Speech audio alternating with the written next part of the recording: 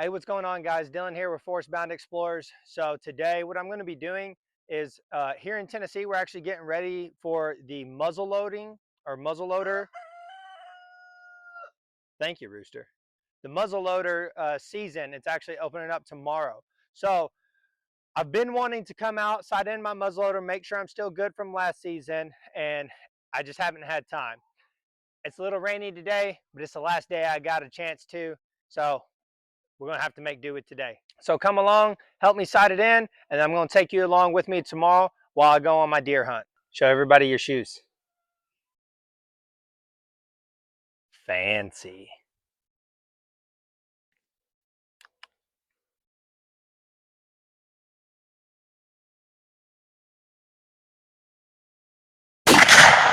Now what I'm going to do is I'm going to see where we sighted in.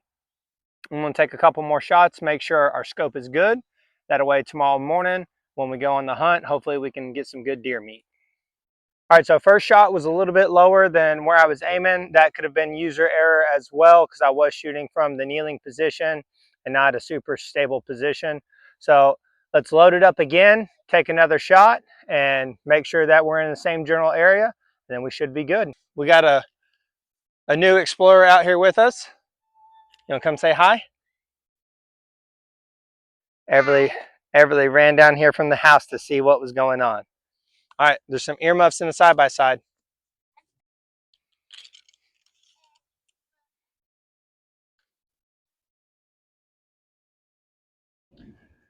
So we had a little damper on our situation. The rain started to pick up. We had some thunder.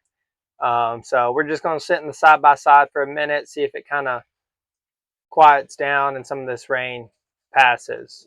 It's never really a smart idea to be out in the middle of the rain when you have lightning and everything else holding a big metal rod straight in the sky. So we're just going to chill out for a minute.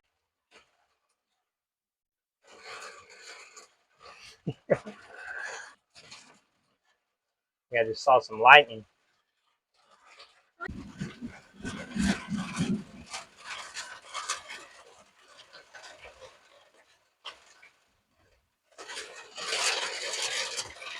All right, guys, so we've waited a few minutes. It hasn't really eased up at all. Honestly, it's coming down even harder and there's more lightning. So just to be safe, I think I'm just going to have to go with that first shot. It wasn't that far off where I was aiming. I was really just wanting to do a confirmation shot. So I think we're going to have to pack it up and get the little man here out of this rain. So I'll see you in the morning when, yep, there's that thunder and lightning. So I'll see you in the morning when we go on the deer hunt. So it's the next day. It's about 4:30 in the morning. Getting a little coffee ready. I already got my bag and everything ready to go from yesterday. So I'm gonna get a little coffee ready, and then I'm gonna be heading out. Sunrise is around like 6:20, which means it's gonna be getting, visible light around maybe like 5:45. I'm gonna try and be up in the stand by like 5:15, 5:20, hopefully. All right. I'm gonna get this coffee poured and get ready to go.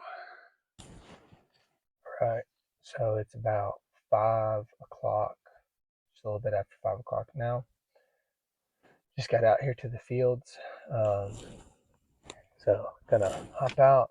Got about a half-mile walk to where I'm gonna be sitting for the day. All right, guys. So I'm in the stand. Sun's starting to come up here pretty soon. Hopefully we'll see something.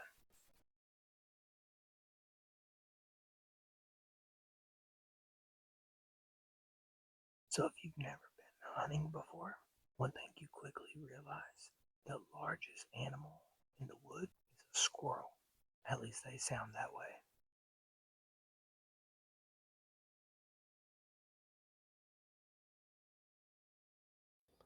All right, so now that it's daylight, I realized I had a whole stick of jelly mushrooms sitting right next to me. I'm just messing off. We found out those aren't good from our first video. And it was a pretty slow morning, so I did what any hunter would do. How far is this tree? How far is that tree? You just take the rangefinder out and pick a tree you like and see how far it is from you. When you get bored of that, pull out the binoculars and you start watching the squirrels. And after you get tired of watching squirrels, you need to replenish with a little hunting snack. So here I had some peanuts that was from an MRE on mine and Emmett's last hunting trip. A little bit later, I realized there was one deer walking up on the other side of the tree line here. You can't really hear it from the original audio, but I was really hoping he would come through, or she would come through, and I could maybe get a shot. But she stayed on the other side of the tree line, and I never really got a good shot. Probably about 30 minutes later, though, this little one pulled up. Just a small little fawn. Not really big enough to shoot, so I just watched it for a little bit. It ended up actually bedding down like 40 yards from me, and it stayed there until I got out of the stand. All right, guys, well, this morning was a bit of a bust, pretty slow. Only really saw 2 deer. The one that was on the other side of the tree line, I just caught a couple glimpses of it walking. It never came close. And then that one fawn I got the video of, but it was a little too small, so didn't take a shot.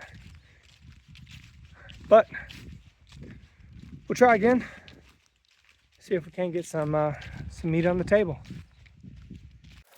So I used this opportunity to take one of these hunting blinds my wife still had out from turkey season, because I was already in the area and I would like to move this one to a different spot behind the house. So here I am, just picking it up, getting all of our turkey decoys and everything that was left out there, and hopefully relocate this so we get a big buck.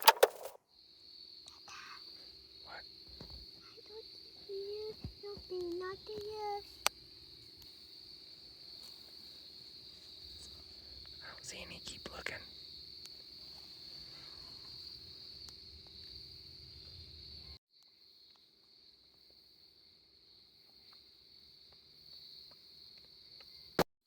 What did you say? Ed. Huh? Ed. No. Ed. It says Ed and Tim, Tim? like Papa. And Ed was his daddy. Huh? Ed was Papa's dad. That was Mommy's. That was Mommy's pa, her granddad. So I brought the little man out with me this afternoon, and it ended up being a nice success. We got a doe, came out right before the sun was about to set and shooting light was about to go away. Is she still gonna taste yummy? I think it's... Yeah. Yeah. All right. Come on home with us. Here we are field dressing the deer. I always bring the kids along with us when I do this. There are a couple reasons for this. First, I didn't know how to field dress a deer until I was nearly 30. I had to learn through YouTube. I want to show them how to do these things so when they get older, they'll know how. I also hope it gives them good memories of spending time with their dad, because it gives me good memories. Second, is so that they can see that the food we eat isn't just a package of meat from the store. Regardless of if we eat meat from the store or we process it ourselves, it's an animal's life. I feel this gives a greater appreciation for not only the food, but the animal. And here's the final result, about 40 pounds of meat. Well, guys, thanks for watching the video of my adventure muzzle loading. I'm really glad I got to bring my youngest son along with me. I think he really enjoyed it. He was a little upset that he couldn't come with me on the youth hunt, but he's not old enough to shoot during the youth hunt, so I told him I'd bring him out. So we ended up, you saw the picture, we got about 40 pounds of meat off that deer. I decided I was going to actually donate that meat to a local center, a Hope House. It's a recovery home for people who are trying to recover from drug addictions with the recent government shutdown. they were struggling a little bit when it came to food. So I thought they could use it more than me, and they were really appreciative of that. And we actually went out there and I had some of the guys help me process it. My kids were helping me along with it, and the guys were super impressed and excited to have the meat. But one of the guys, he was cracking me up because he said he was around 30-something years old, around my age, and he said, this is the first year I ever processed, and I had a 6-year-old girl teach me how to do it. So it was fun to do. I'm glad those guys could get the meat and have some good food to eat. So thank you guys for watching. I will hopefully be posting some more videos here soon of whatever our next adventure might be. Bye.